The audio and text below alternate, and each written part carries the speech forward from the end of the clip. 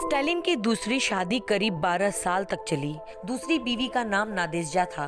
उससे उसकी मुलाकात तब हुई थी जब वो कम उम्र की थी। कई किताबों में दावा किया गया है कि स्टालिन का काफी समय उसकी मां के साथ बाकू में गुजरा था। नादेज्जा से उसकी मुलाकात दोबारा तब हुई थी जब वो साइबेरिया में एक और निर्वासन बिताकर लौटा था। तब नादिया यानी नादेज्जा 16 साल की थी और वह 37 साल का। जल्द ही वो स्टालिन के प्यार में पड़ गई। 2 साल बाद उन्होंने शादी कर ली। उस समय जिन लोगों ने इस विवाह को देखा था उनका कहना था कि यह शादी इसलिए हुई थी क्योंकि दोनों एक दूसरे को प्यार करते थे। लेकिन शादी का अंत नादिया की खुदकुशी के साथ हुआ। दूसरी बीवी ने आत्महत्या कर ली थी। सन 1931 में नादेज्जा ने खुद को गोली मारकर जान ले ली। कहा जाता है कि नादिया अपने पति के क्रूर व्यवहार से आजीज आ चुकी थी। वो डिप्रेशन में चली गई थी।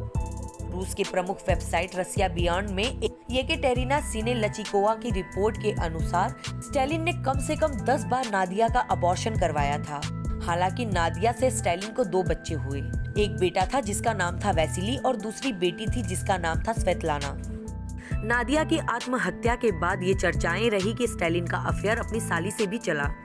एक जमाने में स्टालिन अपनी खुद की बेटी स्वेतलाना पर भी मोहित रहता था। वो उसकी जिंदगी में किसी लड़के को नहीं आने देना चाहता था। उसने लगातार स्वेतलाना के जीवन में आए पुरुषों को दूर करने का काम किया। बाद में स्वेतलाना ने बगावत कर दी और वो चुपचाप सोवियत संघ से भाग निकली। कहा जाता है कि अब वह अमेरिका में रहती है।